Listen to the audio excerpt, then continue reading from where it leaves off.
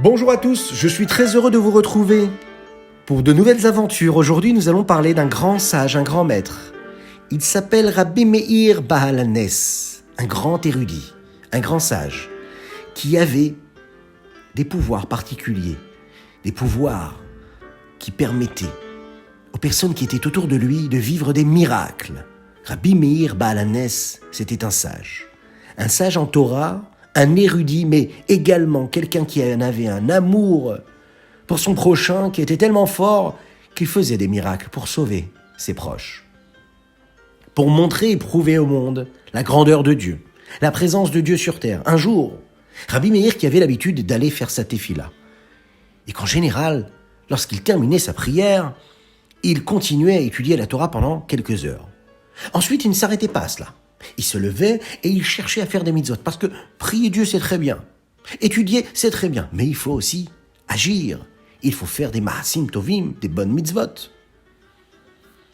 Alors, il avait l'habitude toujours de terminer sa tefila, sa prière et son étude à heure fixe. Mais voilà qu'un jour, il est sorti du Beth Midrash un petit peu plus tôt. Et là, il s'est rendu compte qu'il était un petit peu plus tôt que d'habitude. Mais que s'est-il passé? Pourquoi suis-je sorti si tôt? Il s'est dit, c'est qu'il y a une raison.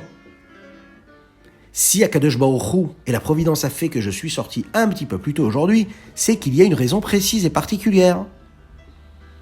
Certainement qu'aujourd'hui j'aurai l'occasion de faire une mitzvah et de faire un miracle, de prouver à tous que Dieu est là, présent, et qu'il vit dans cette créature-là, qu'il est en nous, présent, par l'intermédiaire d'un miracle. Peut-être qu'aujourd'hui, je serai l'intermédiaire d'Hachem. Soudain, il vit 2 serpents. Mais 2 serpents, ça fait vraiment peur. Mais lui, Rabbi Meir Baal HaNes, il avait un pouvoir très particulier. Il faisait des miracles, mais il maîtrisait un art très très particulier. Il comprenait le langage des animaux. Donc, il comprenait ce qu'ils disaient. Il se rapprocha des serpents et il se dit « je vais écouter ce qu'ils ont à dire ». Il s'en est rapproché et là, il écouta le premier serpent qui disait « tu sais, cher serpent, tu sais qu'on m'a envoyé du ciel pour aller mordre un homme qui s'appelle Rabbi Yehuda Hanatoti ?» Le deuxième serpent, étonné, lui dit « Mais pourquoi? Mais qu'est-ce qu'il t'a fait? Pourquoi est-ce que tu vas aller le mordre ?» Eh bien là, il lui répondit, le premier serpent lui dit « il n'a jamais cédé un peu de ses biens à la tzedaka. C'est quelqu'un de très mesquin. Il ne donne rien à personne. Alors dans le ciel, on est très très très énervé, très en colère contre lui. Parce que l'argent qu'un homme a et qu'il possède ne lui appartient pas. Il l'a parce qu'on lui a transmis pour que lui aussi le transmette et le donne à quelqu'un d'autre. Donc, cet argent qu'il a ne lui appartient pas, c'est de l'argent qu'il doit donner à la tzedaka. Il doit partager. Oui, c'est Dieu qui lui a donné, et donc lui aussi doit donner à l'autre. Donc il va être puni et je dois le mordre. Rabbi Meir Baal HaNes qui était à côté, il se dit « Ouh là là là là là là là, je dois absolument essayer de sauver Rabbi Yehuda Hanatoti, je ne peux pas laisser faire une chose pareille. » Il a réfléchi, et là il s'est dit « Il faut que je trouve une idée », il a trouvé une idée. Il s'est dirigé vers la maison de Rabbi Yehuda. Et quand il s'est retrouvé soudain devant un fleuve, il n'a pas pu avancer. Il s'est dit, mais comment est-ce que je vais rejoindre la maison de Rabbi Yehuda Hanatoti? Rabbi Meir s'est apprêté à traverser le fleuve. Et d'un coup, qu'est-ce qu'il a vu? Il a vu le serpent. Oui, parce que le serpent, lui aussi, était en route vers la maison de Rabbi Yehuda Hanatoti. Et là, Rabbi Meir s'est mis à prier Hachem. Il a dit, mais Hachem, je t'en supplie, tu vas pas laisser le serpent traverser le fleuve. Il faut que j'arrive avant lui. Et voilà qu'Hachem a entendu sa prière. Et Rabbi Meir a réussi à traverser ce fleuve-là. Il est arrivé chez Rabbi Yehuda. Et là, bien sûr, quand il est arrivé chez Rabbi Yehuda, vous savez ce qu'il a fait? Il a pris un long châle, un grand châle, et il s'est entouré le visage, afin qu'on ne le reconnaisse pas. Et il a attendu ainsi jusqu'à ce que la journée passe et que la nuit tombe. Une fois que la nuit était tombée, il a frappé à la porte de Rabbi Yehuda. Bonjour Rabbi Yehuda, comment vas-tu? Bien sûr, Rabbi Yehuda était attablé avec sa famille. Il prenait le repas du soir. Il a bien sûr ouvert la porte à Rabbi Meir, qui lui est entré, et puis il s'est assis à cette table-là. Alors toute la famille lui a dit, excusez-nous, mais qui vous êtes? Vous rentrez comme ça chez les gens, vous vous installez à une table, pendant notre repas? Mais qu'est-ce que ça veut dire? On vous a pas invité. Sortez d'ici, s'il vous plaît. Rabbi Meir leur a répondu, je ne partirai pas d'ici. Ça ne sert à rien de vous énerver, je suis là. Je suis là. Et je ne bougerai pas d'ici tant que vous ne m'aurez pas donné à manger. Bien sûr, toute la famille qui était présente s'est dit, mais qu'est-ce que c'est cette histoire-là? Il vient, il s'installe, il nous demande à manger, et il va falloir trouver une solution. Rabbi Meir, bien sûr, là était caché, personne ne l'avait reconnu. Et il s'est dit, bon, je continue à me cacher. Et bien sûr, eux ont eu très peur. Hein. Ils ont eu peur parce que son visage était caché. Ils ne savaient pas qui était cette personne-là qui se présentait devant eux. Bon, ils se sont dit, on va lui donner à manger. Rabbi Meir, Baalanes, qui était présent, a pris un petit morceau de pain. Et il a dit comme ça à Rabbi Yehuda, regardez ce pain-là. Prenez-le dans votre main et donnez-le-moi.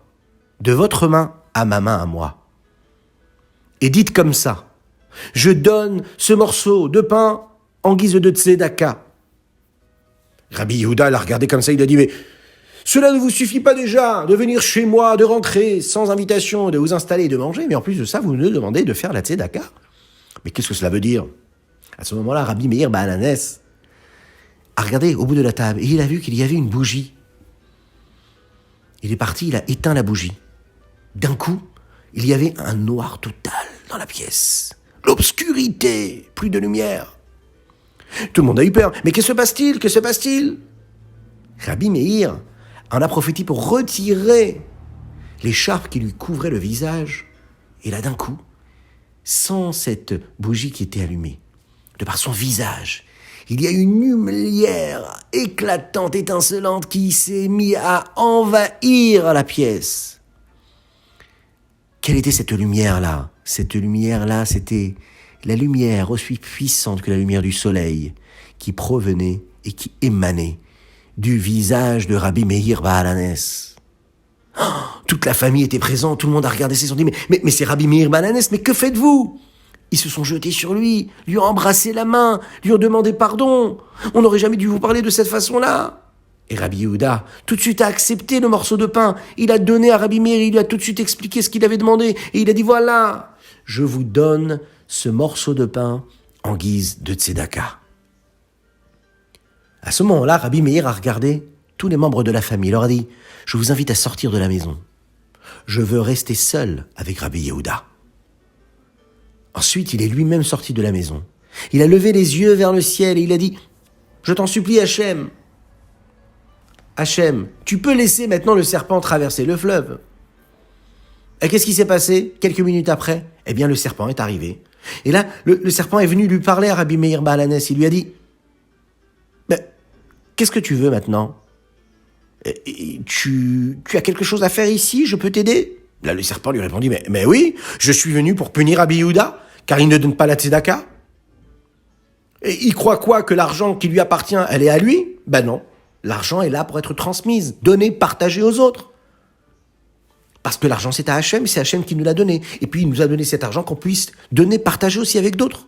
Donc, je suis venu chez lui ce soir. Et je dois absolument faire ce que j'ai à faire. Je dois le tuer. Oh, Rabbi Meir, lui, il a entendu ça. Et avec un grand sourire sur le visage, il lui a dit, ah, mais tu es arrivé trop tard, mon cher serpent. Parce qu'il faut que tu saches une chose. Ce soir, je suis venu chez lui.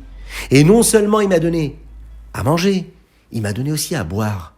Mais en plus de ça, il m'a donné un morceau de pain. Et il m'a dit, voilà, c'est de la tzedaka. Donc je suis désolé, mon cher serpent. Va-t'en, tu peux partir. Tu n'as plus rien à faire. Et voilà que Rabbi Meir Baalanes, qui avait quelques minutes de plus aujourd'hui, il a fait ce grand miracle pour un autre juif. Rabbi Meir a fermé la porte de la maison. Et le serpent n'a pas pu rentrer.